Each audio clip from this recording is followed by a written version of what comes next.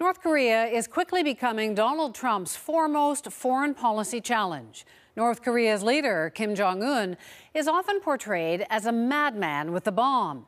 But according to those familiar with the regime, the view from the brink isn't so simple.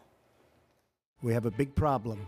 We have somebody that is not doing the right thing. Every country is in danger from the actions of North Korea. 우리의 최고 존엄을 노린 이제와 괴뢰 군부 허전강들의 특수작전 흉계가 명백해지고 위험천만한 선제 타격 기도까지 드러난 이상 This is a threat of both rhetoric and growing capability. 미국이 원하는 그 어떤 전쟁에도 기꺼이 대응해줄 의지도 능력도 다 가지고 있다.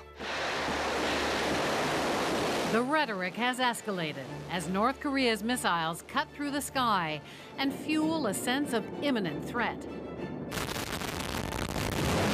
The U.S. has moved an aircraft carrier group to the Korean Peninsula, underscoring the meaning behind the standard U.S. diplomatic code for war.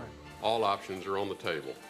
North Korea's leader, Kim Jong-un, is rapidly developing a missile capable of delivering a nuclear warhead that can reach the U.S. Kim Jong-un, this crazy fat kid that's running North Korea. And in the assessment of some officials, politicians, and commentators, he's a foe beyond the reach of reason. I appreciate all of my counterparts wanting to talk about talks and negotiations. We are not dealing with a rational person. I don't see them as irrational. I think there's certainly a values clash, and there's certainly, he's a dictator. But he's very calculated, and even Kim Jong-il, when he was in power, was very calculated. They're sort of the ultimate realists, as they do believe that the world is out to get them, and that they have serious security concerns that they need to deal with in that process. Pyongyang has no Cold War alliance to protect it. The Soviet Union is long gone. China's relations with North Korea's bizarre dynastic dictatorship have declined. And North Korea can't ignore the tens of thousands of U.S. troops, along with South Korean allies, that have been stationed at the North's border ever since the Korean War, which technically never ended.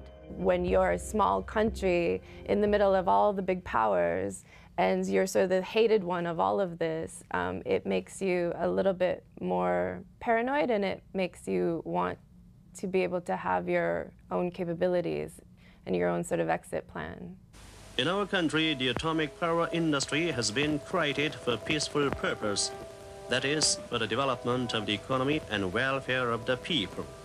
The U.S. became concerned about Pyongyang's nuclear program in the 80s. Washington offered aid and peaceful nuclear technology in return for disarmament in the 90s. North Korea cannot be allowed to develop a nuclear bomb. We have to be very firm about it. But North Korea seemed to stall and evade inspections, and everything unraveled in the early 2000s. States like these and their terrorist allies constitute an axis of evil, arming to threaten the peace of the world. Since then, a pattern has emerged with dictators the U.S. doesn't like. Saddam Hussein was tried and executed. Muammar Gaddafi never made it to a trial. Somebody shot him by gun, 9 million. Nukes were an insurance policy they didn't have, and North Korea knows it. Things that have happened in Libya, in Iraq, and now even with Syria, you saw the first thing that Kim Jong-un did, and North Korea did after the strikes on Syria, was to say that here, this justifies the notion that we had that the U.S. is out to get us.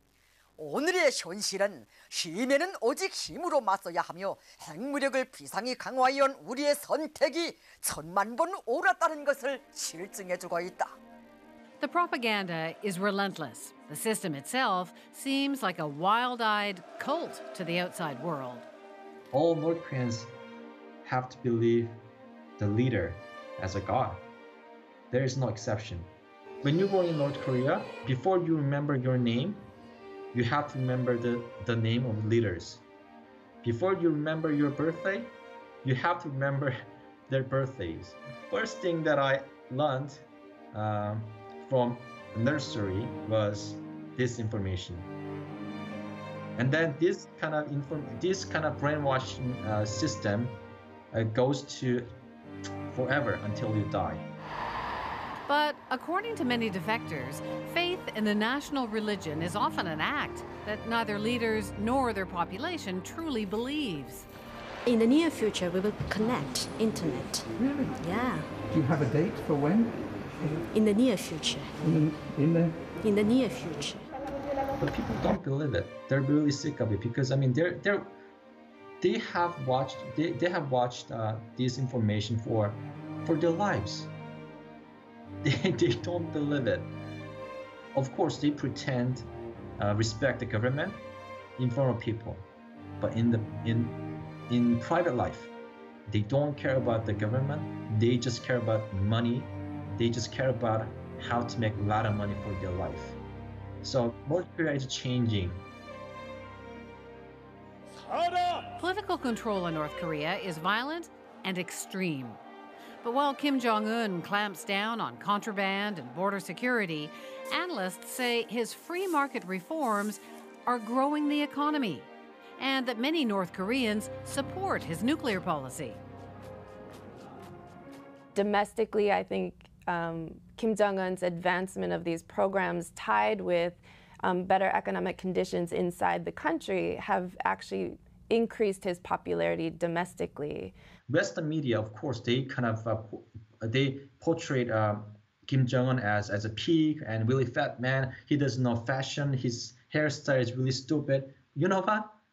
That's really stupid thing to describe him. He's really rational. He's not stupid. He's really smart. The U.S. has few options. The Trump administration has put its faith in China. President Xi wants to do the right thing. I think he wants to help us with North Korea. But China's actual leverage over North Korea is debatable. Just ask Kim Jong-un's uncle, Jang Song-taek. Jang Song-taek was very popular with the Chinese, had very deep relations with the Chinese, and had, a very well-established reputation with the Chinese. And I think there's a certain degree to which Kim Jong-un, when he came to power, once he had established a strong enough core, decided that he didn't want to be a puppet of the Chinese.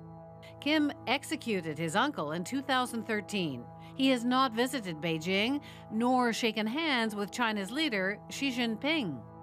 I think people they tend to overestimate the influence that China would have.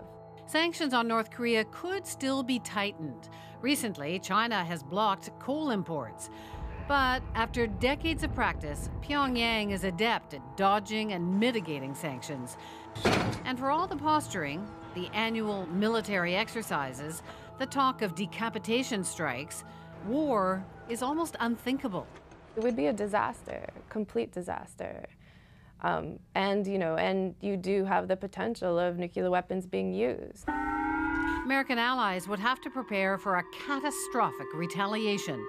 Even if the U.S. mainland remains safe, tens of millions of people are within range of North Korean artillery and missile strikes.